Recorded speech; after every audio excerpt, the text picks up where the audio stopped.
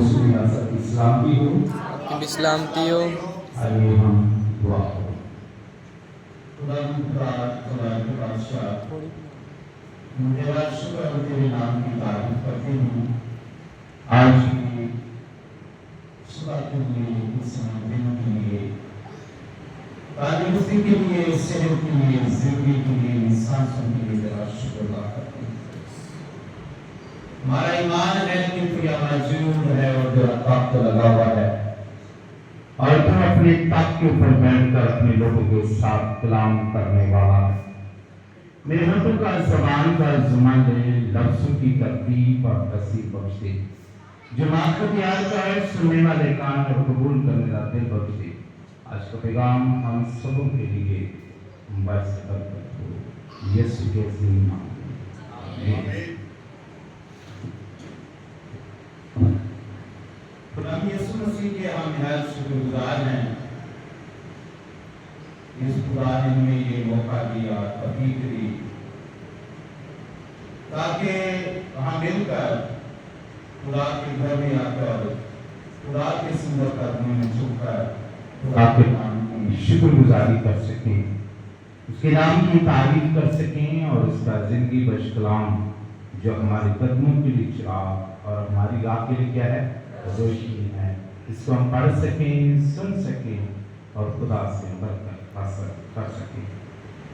खुदा का कलाम जो आज हमारे सामने रखा गया है, हम बड़े ध्यान और लगन के साथ सुनेंगे।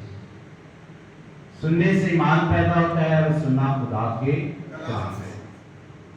उम्मीद है आने वाले वक्त में हम इस पर भी बात करेंगे कि जो खुदा के कलाम को सुनते हैं उन्हें क्या क्या बरकत मिलती हैं और जो नहीं सुनते उनको क्या नुकसान होते हैं। आज का जो हवाला तिलावत किया गया मत्ती की इंजील 22 बाब और उसकी 11वीं आयत से 4वीं आयत तक तिलावत की गई। तो मत्ती की जब बात करते हैं तो मत्ती की इंजील की जब बात करते हैं तो मत्ती का जो असली नाम है वो है लावी। क्या नाम है भाई? लावी। और चुनाव किया गया तो फिर इसका नाम मत्ती रखा गया। और मत्ती जो है बड़ा खूबसूरत नाम है, इंग्लिश में मैथ्यू, उर्दू में मत्ती, जिसका मतलब है खुदा का दिया हुआ तोहफा।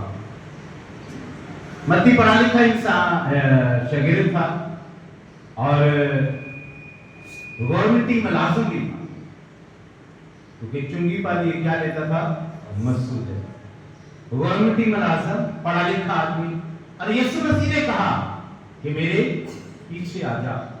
तो है तो काम बड़ा मुश्किल था कि घर बार को छोड़ना, गवर्नमेंटी नौकरी छोड़ना, बीवी बच्चे छोड़ना था मुश्किल, लेकिन सब कुछ छोड़कर मत्ती खुदाम यीशु मसीह के पीछे आ गया।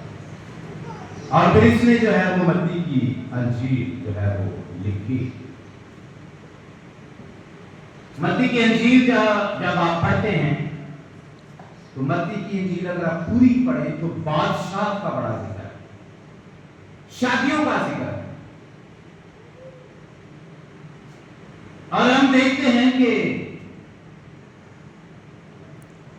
यहां पर भी जो हवाला आज तिलावत किया गया, यहां पर भी शादी का जिक्र है। आज से 4 साल पहले जब मैंने ये पैगाम सुनाया अपने चर्च में, तो इसको नेट के ऊपर डाला गया और लोगों में बड़ी बरकत आई। मैं रानी प्रवीण की तरफ गया और लोगों ने कहा खासा बड़ा जबरदस्त कलाम आपने पेश किया है और हमें बड़ी बरकत दी है। आज भी इस कलाम पर हम गौर करेंगे और यकीनन हम खुदा से क्या पाएंगे? Hallelujah, hallelujah. कलाम मुकद्दस में जो हम हवाला देखते हैं 22 बात की जो पहली आयत से पढ़ते हैं तो इसकी हेडिंग ये क्या है कि शादी की ज़ियाफत। क्या हेडिंग है भाई? शादी की ज़ियाफत।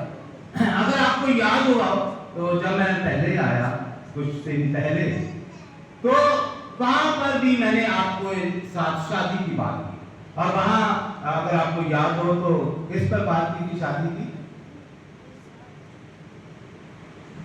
5 कुंवारी पर। तो उसमें यह था कि कुंवारियां जो थी वो 10 थी, और 5 बेवकूफ और 5 अक्लमंद थी। लेकिन जो अक्लमंद थी वो शादी के जश्न में क्या हो गई? शामिल हो गई, और बेवकूफ जो थी वो शादी के जश्न से बाहर रह गई। यानी कि शादी में, बारात की शादी में दाखिल होने के लिए जश्न में अक्लमंद का होना बहुत क्या है? जरूरी है। तो मैंने आपको बताया कि किस तरह हम अक्लमंद बन सकते हैं। आज हम देखेंगे कि उस बारात की शादी में दाखिल होने के लिए एक लिबास की जरूरत होगी। क्या होगी? एक लिबास, खूबसूरत लिबास की जरूरत है। हम जब शादी में जाते हैं आजकल, तो हम भी एक लिबास तैयार करते हैं। एक काम में जब शादी आती है जी, जब एक कोई बड़ा है, चलो एक निकल गया, फिर तो कोई फिर दूसरे प्रोग्राम के पाला। कितने लिबास तैयार करते हैं? कम से कम है जी, हम तो पता नहीं कितने, तो 3-4 कम से कम तैयार करते हैं। बेटियां और बहनें तो कम से कम 3-4। चलो हम मर्द जो है वो 1-2 से गुजारा करते हैं। आसमान की बादशाही की जब बात करते हैं, उस जश्न की जब बात करते हैं, तो हमें भी उस शादी में जाने के लिए एक लिबास की जरूरत होगी। आमीन। लिखा है यहां पर कि आसमान की बादशाही उस बादशाह की मानद है जिसने अपने बेटे की क्या की भाई? शादी। हालेलुया। अपने बेटे की शादी की, और बहुत सारे लोगों को उस शादी में बुलाया। बादशाह था, अपनी हैसियत से बुलाया। छोटे लोगों को तो नहीं बुलाया, लेकिन बड़े बड़े लोगों को बुलाया। और कलाम बताता है कि शादी की ज़ियाफत तैयार है, शादी का खाना जो है अब तैयार हो चुका है। और नौकरों से कहा कि जाकर उनको बुला कर लाओ, जिनको ताबूतनामे क्या किए गए हैं? जारी किए, उनको बुलाओ। लेकिन उन्होंने आना नहीं चाहा। कलाम में लिखा है कि फिर उस बादशाह ने जो है और नौकरों को भेजा और कहा कि जाओ बुलाए को बुला कर लाओ, उनसे कहो कि मेरे मोटे मोटे जानवर जो हैं वो ज़बह हो चुके हैं, बेहतरीन खाना जो है वो तैयार हो चुका है, शादी में आओ। बादशाह के बेटे की शादी में वो खाना कैसा होगा? आला किस्म का। एक शादी में मैं वहाँ स्कूल में हूँ, तो टीचर्स, तो वहाँ पर बताया गया कि 100 डिशें तैयार की गई शादी में। कितनी? 100 डिशें की शादी में तैयार की। हैसियत की बात है, पैसे की बात है। और यहाँ तो बादशाह के बेटे की शादी, कितना खर्च उसने किया है। और कहा नौकर से जाओ उन्हें बुला कर लाओ, उन्हें कहो कि भाई शादी की ज़ियाफत तैयार है, खाना तैयार है, जानवर ज़ब्ह हो चुके हैं, आओ शादी में। लेकिन उन्होंने आना बेपरवाही कहा जी हम नहीं आ सकते। किसी ने कहा मैं सदागरी के लिए जा रहा हूं, मैं नहीं आ सकता। किसी ने कहा जी अभी अभी मैंने जो है जोड़ों की बैलों की जोड़ी ली है, मैं उन्हें आजमाने के लिए जा रहा हूँ। तो जब और अंजीरों में से वाक्य को पढ़ते हैं तो वहां पर लिखा है एक आदमी का जी जब मैं नहीं आ सकता, मेरी तो अभी शादी हुई है, नहीं तो मैं तो नहीं आ सकता। ये सारे उधर थे जो ना जाना है तो मेरे साहबाने क्या जो के लिए ना जाना ना पर नहीं जी, और जो के लिए करीब करीब आए और नहीं जी क्या है नहीं का, ये बहाने हैं हमारे।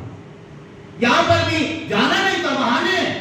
मैं नहीं आ सकता, मैं सदागरी के लिए जा रहा हूँ, मैं नहीं आ सकता, मेरी अभी शादी हुई है, मैं नहीं जा सकता, मेरे साथ ये मसला है। और कलाम बताता है कि किया कि उन्होंने नौकरों को बेइज्जत किया और क्या किया, मार डाला। तो भाई नहीं होना ते ना हो, बेइज्जती ते ना करो, नहीं होना ते ना हो, मारो ते ना, मार दिया, हलाक कर दिया। कलाम बताता है हमें कि जब बादशाह को इस बात का इल्म हुआ कि उन्होंने शादी में भी आने से इनकार कर दिया है और वो जो है उन्होंने मेरे नौकरों को बेइज्जत भी किया है और मेरे नौकरों को जो है वो हलाक भी कर दिया है, तो बादशाह करा था बना, गुस्से में आ गया बादशाह। अरे बात ही गुस्से आ गई। तो हम देखते हैं कि बादशाह ने लश्कर